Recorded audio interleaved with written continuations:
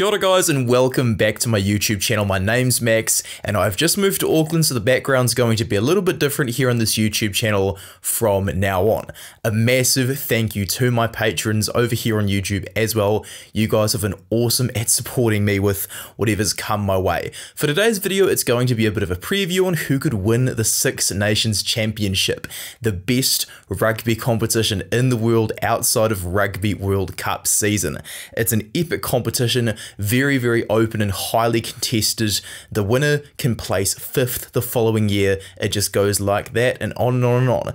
I'm just gonna kind of do things differently though to previous years where I've previewed this tournament and shared my opinion on who's gonna win. So just to get that over and done with though, I will discuss who I think is going to place 6th. I think that is going to be Italy. The Italians, I feel, changed head coach at a really bad time. The thing is, with young teams, kind of projects in the long term, they do need to retain their current head coach over a long period of time so they can ensure they make that progress. Now, Gonzalo Quesada is taking a hold of this team and they've never won a Six Nations Championship.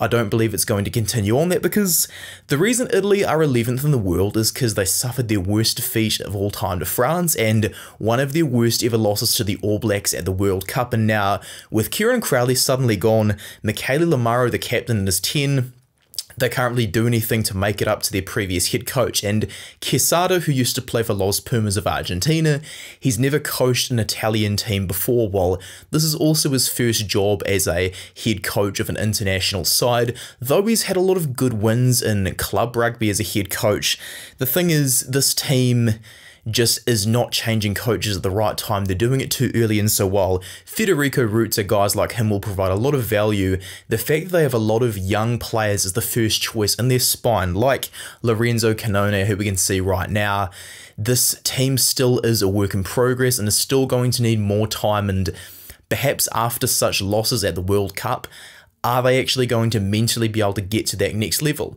I'm not sure. Now, the thing I am changing up from previous years previewing the Six Nations is the fact that I'm going to shout out two teams who I think have particular potential to place a certain order in the league. So England and Wales, I think, are vying out for 5th and 4th place in the tournament. Now, England are ranked 5th in the world, and the Welsh, they're ranked 8th in the world. Wales were knocked out in the quarterfinals of the World Cup, England in the semi-finals. Neither team have changed head coach though, with Warren Gatland in charge of the Welsh and Steve Borthwick in charge of the English. Now, England, I think, are probably more likely to finish 5th than the Welsh, though I'm open to them finishing 4th, and the reason why is that, well, the England backline is a bit of a mess. The Premiership is having a lot of problems right now and they don't have an established midfield combination at all.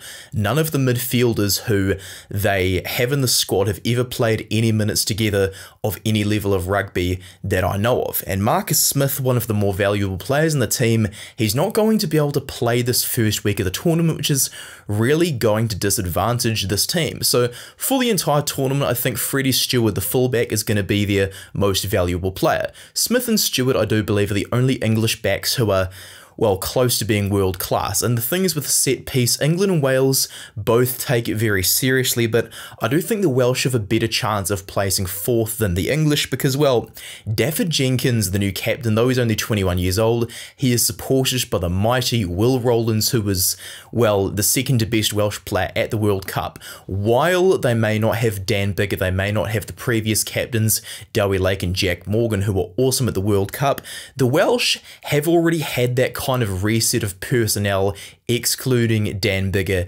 and Gareth Anscombe at fly half and Liam Williams at fullback. So aside from those three major personnel, that's going to be the biggest thing for them. They still have Gareth Davis, the 33-year-old highest try-scoring scrum half in World Cup history, available to play that 9 jersey. So he's going to be hugely valuable as the most capped player in their spine. He may not start due to the presence of Thomas Williams, but he's going to be very valuable nonetheless. So because the Welsh haven't had as much personnel change as the English, I think they have a better chance at placing 4th than they do at placing 5th, and I think these two spots are being vied out for by these two teams. And it's a very similar thing for 2nd and 3rd place in the tournament. I think two teams have potential to go to either one of these spots, and I think that Ireland and Scotland are the two teams vying to be both second and third place in this tournament. Now, both of these teams have had very long-standing head coaches. Andy Farrell has been in charge of the Irish since 2020, and Gregor Townsend has been in charge of the team since 2017.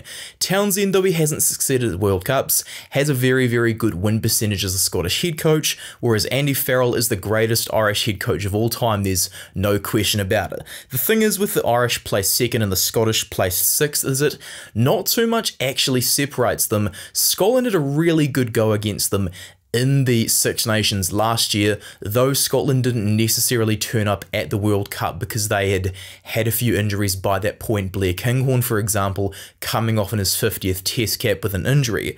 Now, the Irish, the thing is with them, they're having some major changes to their spine, so I think they are going to end up finishing third. Hugo Keenan, their most valuable player, is going to be a shout for player of the tournament potentially, but with the cover defense that I've discussed in a lot of previous videos that I will link to in the description, Gary Ringrose was often being assisted by decent defenders such as Mac Hansen on the wing.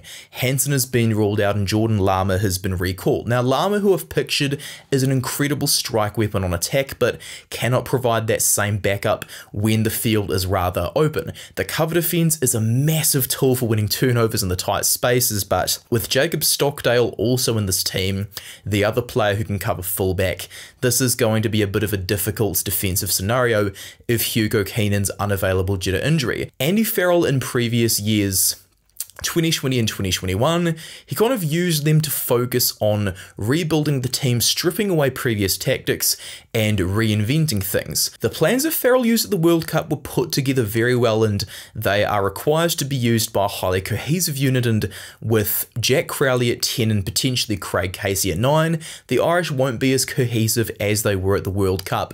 While both of these teams have very, very strong starting front rows, I think Scotland probably have a better chance at the line-out with not too much change in personnel from the back line. You see, with Rory Dudge and Finn Russell as the captain, Dudge will be able to manage the forwards a lot more individually, with Russell able to manage the backs a lot more individually.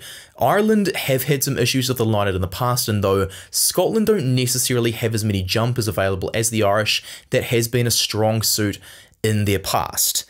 Scotland and Ireland both have an embarrassment of talent in the back three, but ultimately Scotland's most valuable weapon is going to be Duhan van der Merwe. When these teams face off, van der Merwe's power out wide on the wing is going to be absolutely huge. And the thing is for Scotland as well, they've got a lot of veterans like Grant Gilchrist pictured who are very, very experienced. Guys who are in the squad also include guys like Ver Piernell, who was 37 years old. A lot of the Scottish players are in their late 20s, early 30s, so with this golden generation, now is the time to start actually winning things. Scotland have not changed a lot of the players a heck of a lot at all from the World Cup. For example, Ali Price, Ben White, still around, Matt Fagers and Jack Dempsey still around, all the hookers still available. They've also got Blair Kinghorn continuing over at fullback after the early retirement of Stuart Hogg gave him a first-off chance at that World Cup. So whereas Ireland don't have any uncapped players, they are having that one major change in their spine with Jack Crowley and potentially Craig Casey coming into 9. So I think that the fact that Scotland are a bit more cohesive compared to the World Cup, that's going to give them a hand with placing second. What I do think about this tournament though is that France is going to win.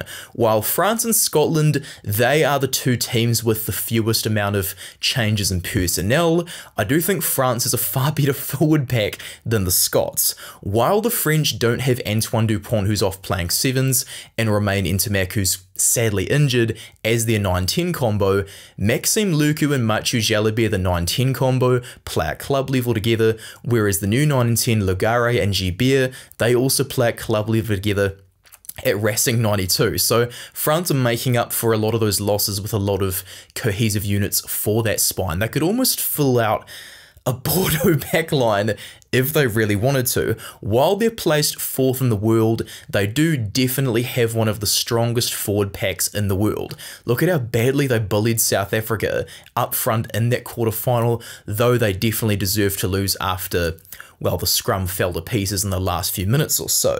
The captain is Gregory Aldrit. He's going to be absolutely huge. The fact that he's the number 8 and the captain, it means France are going to retain a lot of that cohesion, and the fact that he's continued to play with Jalabert for a long time, it's going to be huge for them. For the French as well, they've got a lot of new Type 5 forwards such as Posolo Tuolangi, who's 19 years old and able to learn off those experienced heads. But the biggest thing about this French team that I think is going to help them win is their culture.